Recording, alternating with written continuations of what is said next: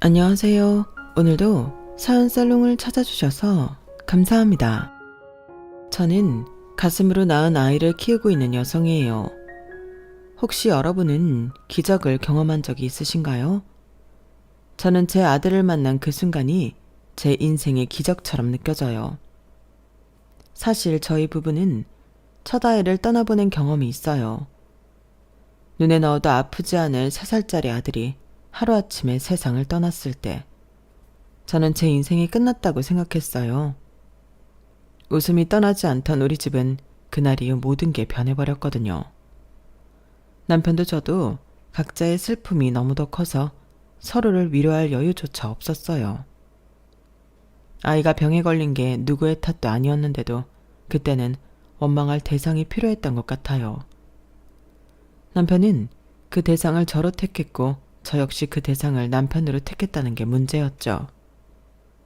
아이가 떠난 그날부터 우리 부부는 서로를 물어뜯고 모든 걸 상대의 탓으로 돌리면서 하루하루를 버텼던 것 같아요. 그렇게라도 하지 않으면 정말 죽을 것 같았거든요.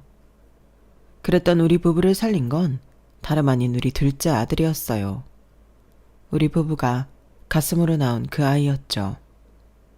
그럼 지금부터 우리 가정에서 일어난 기적 같은 사연을 전해드릴게요.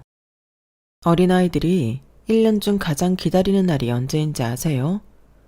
바로 어린이날과 크리스마스, 그리고 생일이에요. 그중 생일은 단연 최고의 날이었죠. 그만큼은 뭘 잘못해도 덜 혼나고 먹고 싶은 거, 가지고 싶은 걸 마음 놓고 사달라고 조를 수도 있으니까요. 하지만 저는요, 제 생일날이 세상에서 제일 싫었어요. 그날은 제가 세상에 태어난 날이 아니라 부모한테 버려진 날이었기 때문이에요. 솔직히 저는 그날을 기억하지 못해요.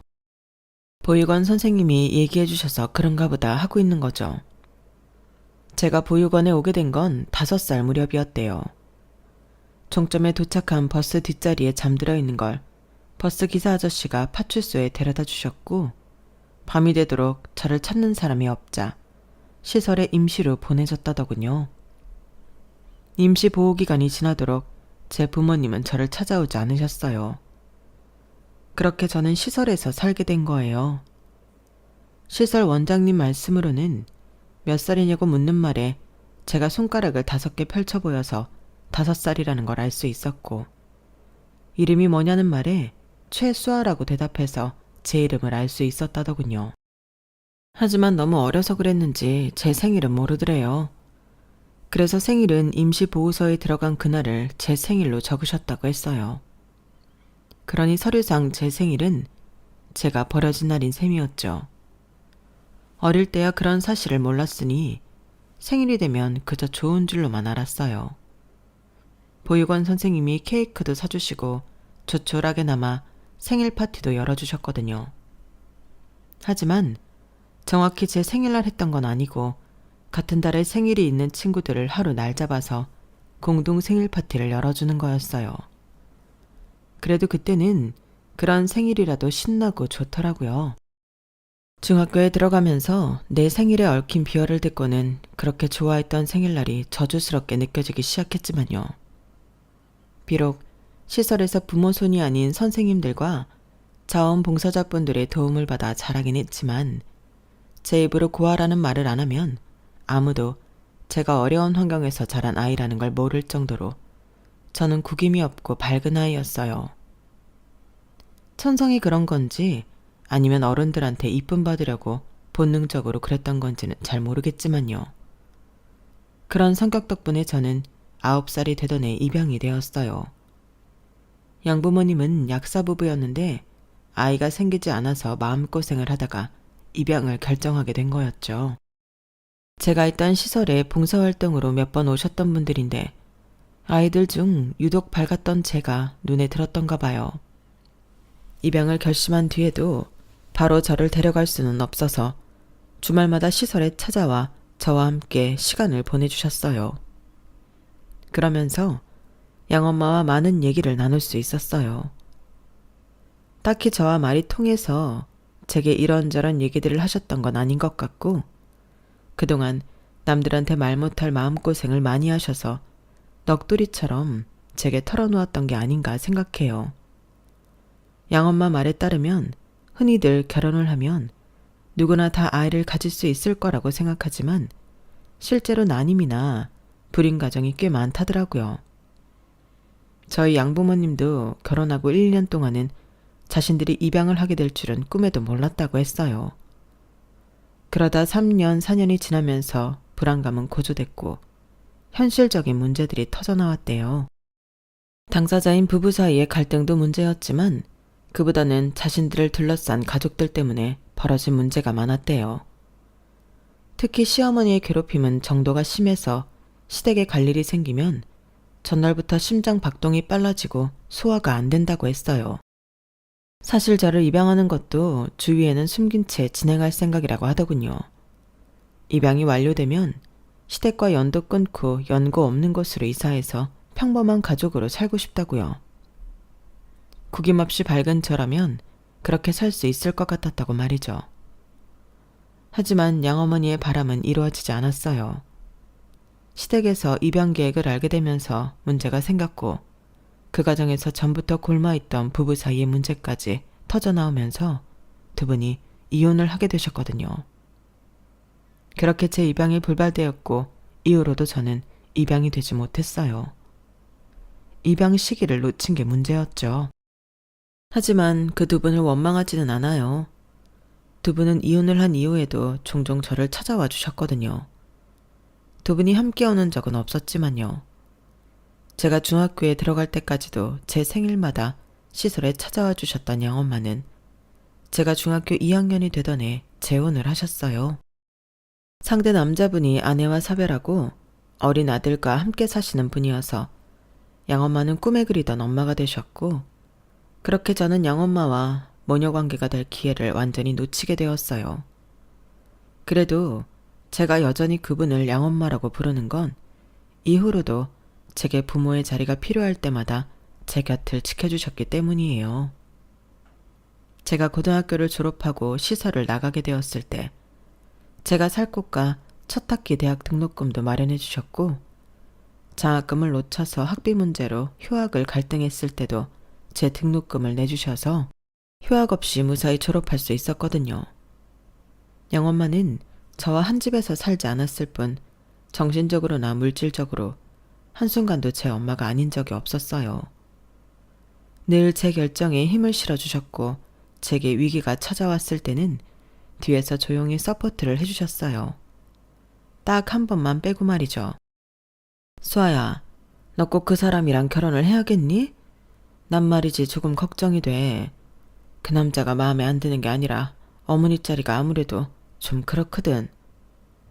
저는 대학을 졸업하고 들어간 첫 직장에서 지금의 남편을 만나 연애를 하게 되었고 사귄 지 1년 만에 결혼 얘기가 오가기 시작했어요.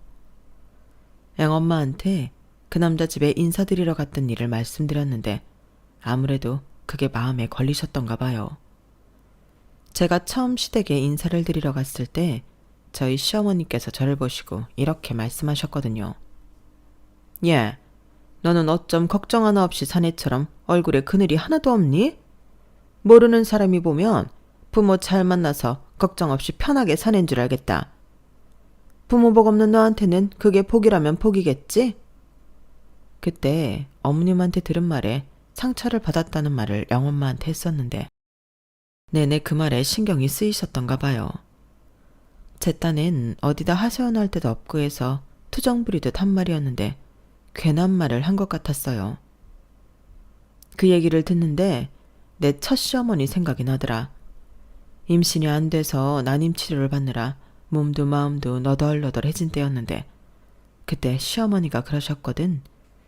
내가 처음 인사 갔던 날 내 얼굴을 보시곤 팔자가 사나운 애라는 걸 눈치챘었다나 뭐라나. 그래서 결혼도 반대했던 건데 기를 쓰고 하더니 이런 꼴을 당하게 됐다고 얼마나 나를 원망하던지 몰라. 애가 안 생긴 것도 내 얼굴에 덕지덕지 붙어있는 그늘 때문이라고 툭하면 그 소리를 하시는데 지금 생각해도 치가 떨린다. 남편이라는 인간은 입 꾹 다물고 아무 말도 안 하고 있었는데 그게 더 꼴 보기 싫었어. 애가 안 생긴 게 내 탓만은 아니잖니.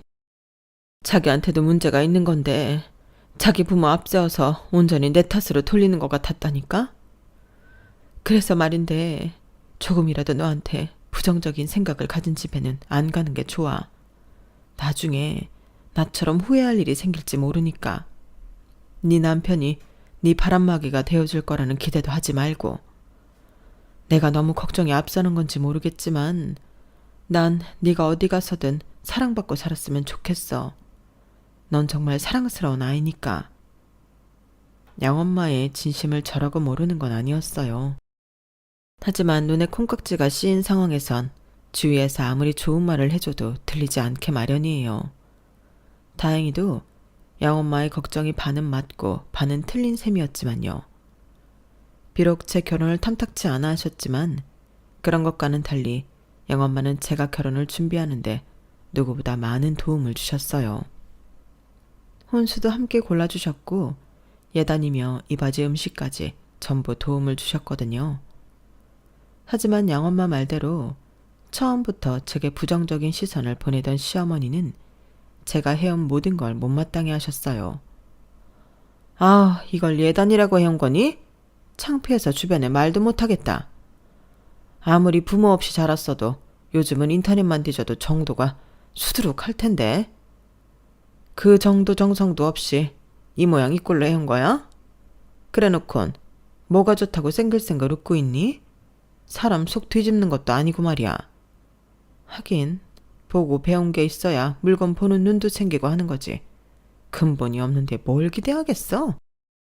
옛말에 웃는 얼굴에 침 못 뱉는다고 했지만 저희 시어머니한테만큼은 예외였어요.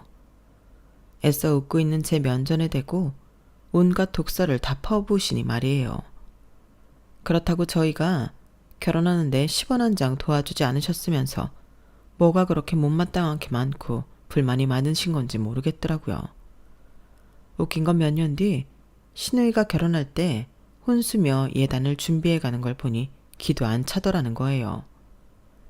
저한테는 그렇게 근본 따져가며 보는 눈이 없다고 타박하시더니 정작 어머님이 고르신 예단은 정말 가관이었거든요. 결국 시누이가 울고불고 난리를 치면서 그딴 걸 어떻게 가져가냐고 난리를 쳐서 제가 싹 다 다시 준비해줘야 했어요. 그 일이 있은 뒤로는 시어머니도 제게 안목이니 뭐니 하는 소리는 못하게 되셨어요. 거기다 제가 시집 온 그해 겨울 아들을 낳자 어머님도 더는 타박을 안 하시더라고요. 눈에 넣어도 아프지 않은 손자를 보는 재미에 빠져서 못마땅한 며느리는 생각할 겨를이 없으셨거든요. 시어머니만큼이나 저희 아들을 꿀이 뚝뚝 떨어지는 눈으로 바라보시는 분이 있었는데 바로 제 양엄마였어요. 세상에 어쩌면 이렇게 예쁠 수가 있니? 천사가 따로 없다. 아유 하고 하품하는 것 좀 봐. 아유 요 녀석이 눈에 밟혀서 내가 요새 약국일이 손이 안 잡힌다. 이번에도 사진 좀 잔뜩 찍어 가야겠어. 휴대폰에 저장해둔 요 녀석 사진 보는 게 요즘 내가 사는 낙이잖니.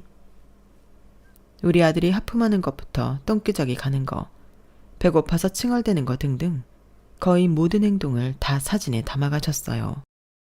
길 가다 자꾸 예쁜 것만 보면 우리해준다고 사오시고 신발에 속옷에 한복까지 저희 집에 오실 때마다 한보따리를 가져오셨죠. 그것도 죄다 비싸고 좋은 것들로만요. 그래서 이제 그만 사오시라고 그랬더니 예, 내가 애들도 다 키운 마당에 내가 돈 쓸 데가 어딨니? 나한테 기쁨 주는 우리 손주인데 이 정도 못 해주겠어? 요 녀석 대학도 내가 보내줄 거야. 유학도 보내주고 첫 차도 내가 사줄 거라고. 수아 너한테 못 해준 거 네 아들한테 다 해줄 생각이니까 거절하지 마. 내 욕심이고 내 만족이니까. 알았지? 제게 친정엄마가 있다고 해도 양엄마처럼 잘해주시지는 않을 것 같았어요. 저희 부부도 그렇고 양엄마도 그렇고 요 작은 녀석 하나 덕분에 얼굴에서 웃음이 떠나지 않았어요. 그리고 그건 시어머니도 마찬가지였어요. 손주 낳아줬다고 이제는 어엿한 며느리 대접을 해주셨으니까요. 앞으로 더는 시어머니 독설을 안 듣고 살 수 있겠다고 생각했죠. 하지만 그건 섣부른 바람이었나 봐요. 폭풍 전 고요처럼 한동안 잠잠했던 날들이 지나고 제 인생에 있어서 가장 큰 시련이 닥쳐왔어요. 당시 저는 아이가 어린이집에 갈 수 있는 나이가 돼서 다시 일을 시작했던 때였어요. 3년 넘게 경력이 단절된 터라서 새로운 직장에 적응하느라 한창 바쁜 때였죠. 제 딴엔 일도 육아도 제대로 해보려고 노력을 했지만 몸이 마음을 따라주지 않았어요. 아무래도 집에서 살림만 하던 때보다는 아이한테 신경을 덜 쓰게 되었거든요. 그래도 다행인 게 우리 아들이 어린이집에 가는 걸 좋아했다는 거예요. 주변의 워킹맘들 얘기를 들어보면 아침에 어린이집에 가기 싫다고 떼쓰는 아이를 떼어놓고 출근하는 게 세상에서 가장 힘든 일이라고 하던데 저는 그런 걱정은 없었거든요. 어린이집 선생님들이 다들 좋은 분들이라서 우리 아이도 어린이집 가는 걸 기다릴 정도였으니 말이에요. 그러던 어느 날이었어요. 점심시간이 지난 무렵이었는데 어린이집에서 전화가 왔더라고요. 무슨 일이 있나 싶어 얼른 받았더니 글쎄 우리 애가 고열로 병원에 실려갔다는 거 있죠. 그 길로 반차를 내고 병원으로 달려갔어요. 병원에서는 몇 가지 검사를 진행했는데도 원인은 밝혀지지 않았어요. 열은 떨어지지 않고 아이 몸에는 수포까지 오르더니 입원한 지 이틀 만에 세상을 떠나고 만 거예요. 모든 게 마치 꿈 같았어요. 평소 어디가 아팠던 것도 아니고 그렇다고 검사에서 이상 소견이 나온 것도 아닌데 어떻게 사람이 죽을 수가 있냐고요. 여보, 우리 수빈이 죽은 거 아니지? 그럴 리가 없잖아. 병에 걸린 것도 아니고 단순히 열이 났을 뿐인데 어떻게 애가 그렇게 떠나? 이 병원에 잘난 의사들이 수두룩한데 어떻게 열 좀 났다고 애를 죽게 만드냐고. 난 못 믿겠어. 우리 수빈이 금방이라도 깨어날 것 같단 말이야. 헛개비처럼 축 늘어진 남편을 흔들면서 악을 쓰고 소리쳐봤지만 죽은 아들이 살아나지는 않았어요. 아들의 죽음도 믿어지지 않는데 마음을 추스를 겨를도 없이 장례식이 진행됐고 시누이와 함께 장례식장으로 달려온 시어머니는 저를 보자마자 욕설을 퍼부었어요. 이년아, 이 박복한 년아, 재수온 붙은 이년 팔자 때문에 생때 같은 내 손자가 죽은 거야. 이게 다 너 때문이라고. 내가 너 처음 봤을 때부터 마음에 안 들었어. 부모한테 버림받은 재수없는 년을 우리 집에 들이는 게 아니었다고. 살려내라 이년아. 내 손자 살려내. 시어머니는 손자 잃은 슬픔을 제게 포악한 욕설로 잊으려 했어요. 저는 어리 빠진 얼굴로 시어머니의 욕설과 주먹질을 고스란히 받아낼 뿐이었죠. 장례식장이 쩌렁쩌렁하게 울리도록 고래고래 소리를 질러내는 시어머니 목소리는 한마디 한마디가 비수가 되어 제 가슴에 꽂혔어요. 정말 어머님 말씀대로 내 팔자가 사나워서 내 자식 잡아먹은 건가 하는 말도 안 되는 생각까지 하게 되더군요. 장례식장 담당자와 장례 절차 설명을 듣고 안으로 들어오던 남편은 바닥에 주저앉은 채 시어머니의 욕바지가 된 저를 보고는 달려와 소리쳤어요. 제발 좀 그만하세요. 자식 잃은 사람한테 그게 할 소리예요. 엄마 아니어도 이 사람 며칠째 밥도 못 먹고 잠도 못 자고 살아요. 산 송장처럼 숨만 겨우 쉬고 산다고요. 힘든 걸로 치면 우리 수빈이를 10달 동안 품었던 이 사람이 힘들지 엄마가 힘들어요. 그러니까 제발 그만 좀 하라고요. 내 아내 좀 내버려 두란 말이에요. 경고하는데 한 번만 더 수아한테 전화하면 그때 나 엄마랑 영 끊을 테니까 그런 줄 아세요. 남편은 저를 일으켜 세워 장례식장 안쪽에 자리한 방으로 데려갔어요. 그리고 양엄마를 불러 저 좀 돌봐달라고 부탁했어요.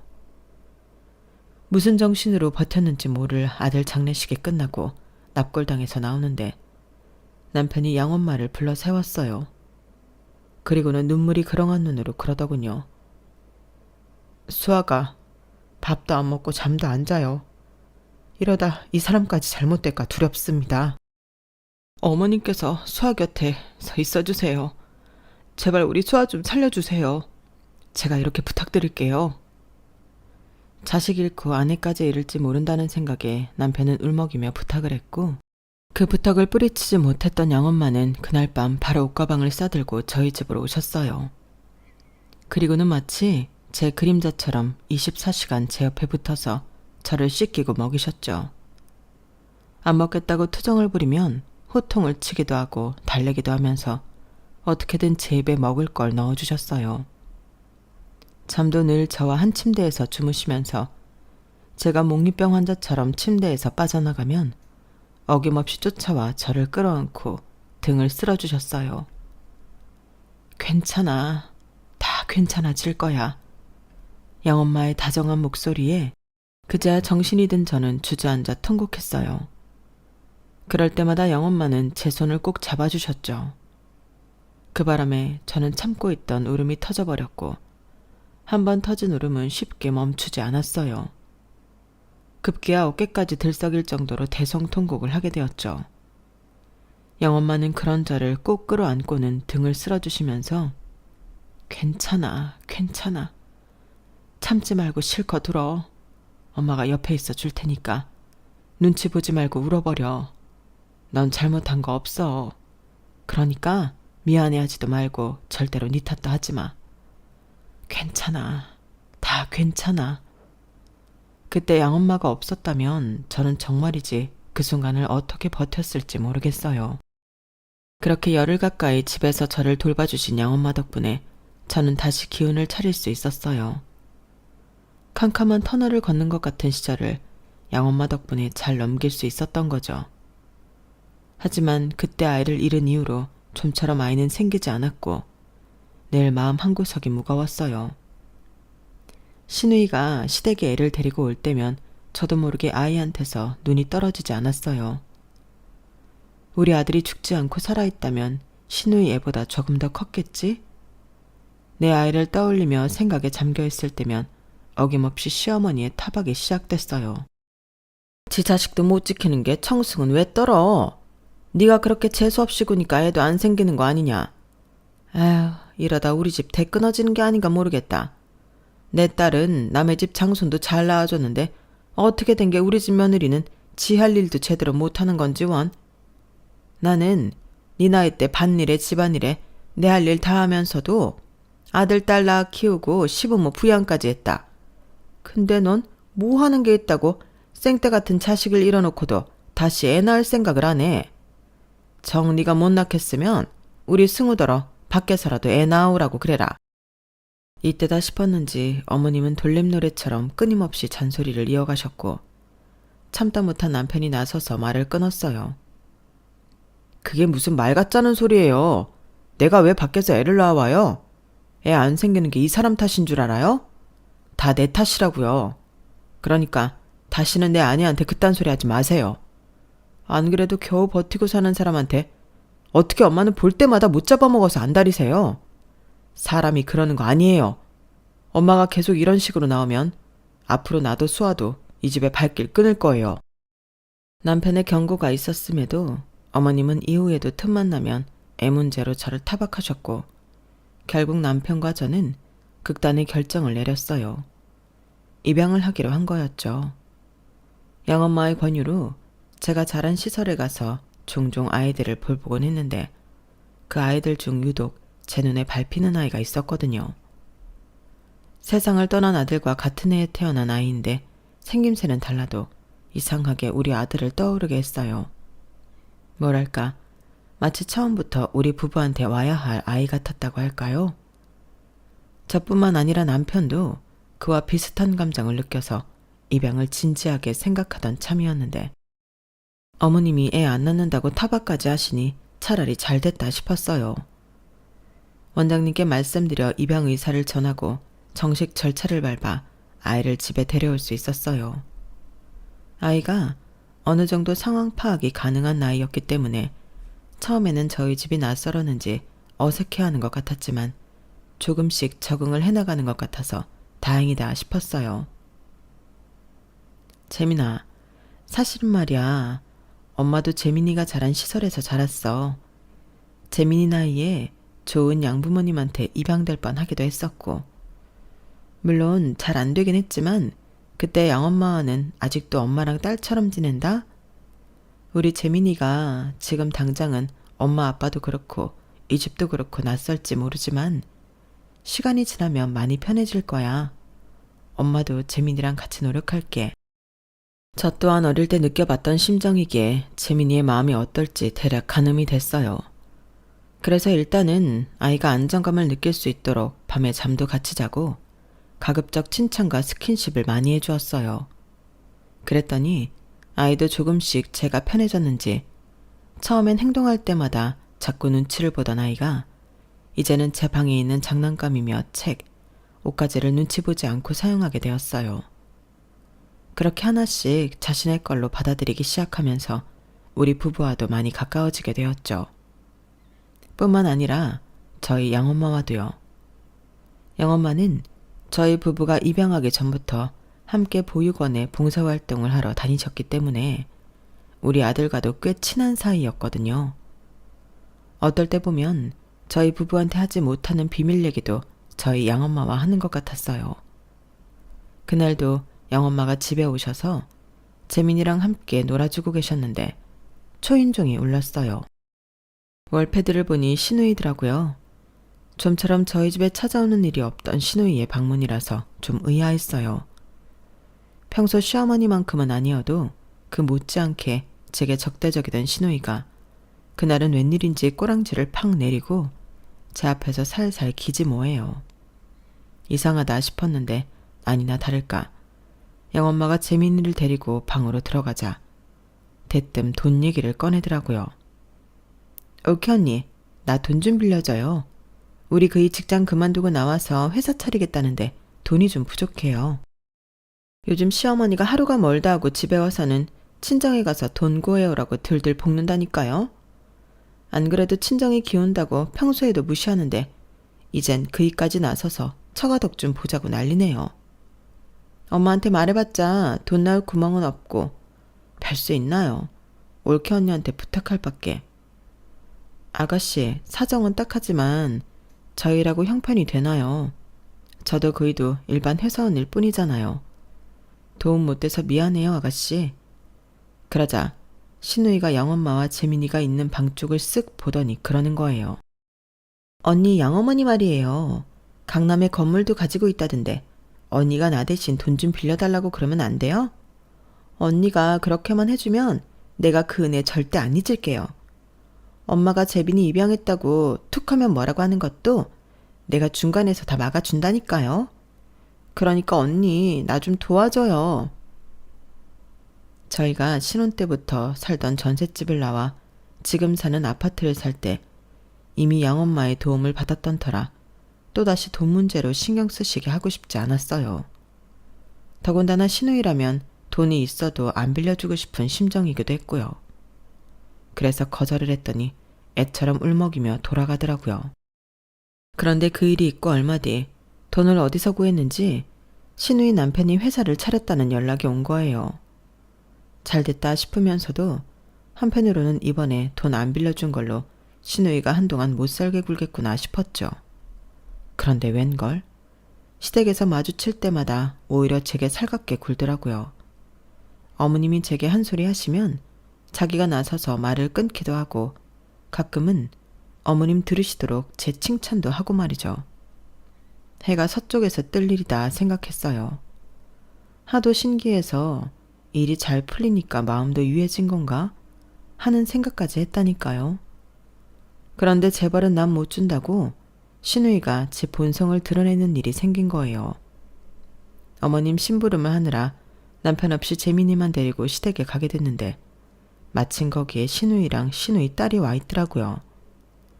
시누이 딸 생일이라서 어머님 모시고 저녁 먹으러 가려고 왔다더군요. 모르면 모를까 시누이 딸 생일이라는데 어떻게 모른 척 하겠어요. 그래서 용돈이라도 주려고 지갑을 열었는데 마침 5만 원짜리 한 장이 있더라고요. 요즘은 카드를 쓰거나 땡땡페이를 주 사용해서 현금을 가지고 있는 일이 드문데 다행이다 싶었어요. 따로 봉투는 준비가 안 돼서 시누이 딸을 불러 손에 돈을 쥐어주었어요. 예림아, 오늘 생일이라며? 이걸로 예림이 가지고 싶은 거 사. 예림이 생일인 걸 몰라서 선물 못 사와서 주는 거야. 생일 축하해. 신우이 딸은 멀뚱히 저를 바라보다가 지 엄마한테 가서 제가 준 돈을 툭 던져줬어요. 신우이가 이게 뭐냐고 물었더니 애가 저를 손가락으로 가리키더라고요. 그때까지만 해도 신우이가 빈말이라도 뭘 애한테 돈을 다 주고 그러냐고 할 줄 알았는데 글쎄 제가 있는 자리로 성큼성큼 걸어오더니 다짜고짜 제 뺨을 때리며 그러지 뭐예요. 누굴 거지 새끼로 알아. 내가 돈 좀 빌리러 갔었다고 우습게 보이는 모양이지? 당장 우리 예림이한테 사과해. 사과하라고. 신우이는 눈을 부릅뜨고 저를 죽일 듯이 달려들었어요. 처음엔 신우이가 뭔가 오해를 해서 그런가 보다 했는데 그게 아니라 제가 준 돈 액수가 적어서 그랬던 거더라고요. 솔직히 어이가 없었어요. 5살짜리 아이한테 5만 원 용돈 준 게 그렇게 적은 액수인가요? 신우이가 난리를 치자 시어머니까지 달려와 모녀가 쌍으로 저를 비난하기 시작했고 결국 제가 미안하다고 사과를 하는 선에서 끝이 났어요. 그런데 얼마 뒤 생각지도 않은 일이 벌어진 거예요. 신우이가 울면서 저희 집에 찾아와 무릎까지 꿇고 싹싹 빌지 뭐예요. 올케 언니, 내가 잘못했어요. 내가 잠깐 눈에 뭐가 씌었었나 봐요. 내가 언니한테 그러면 안 되는 거였는데 정말 죽을 죄를 지었어요. 그러니까 언니네 영어머니한테 말 좀 잘해주세요. 빌려주신 돈 당장 돌려달라고 하시면 저 그이한테 이혼당해요. 제발 나 좀 살려주세요. 네?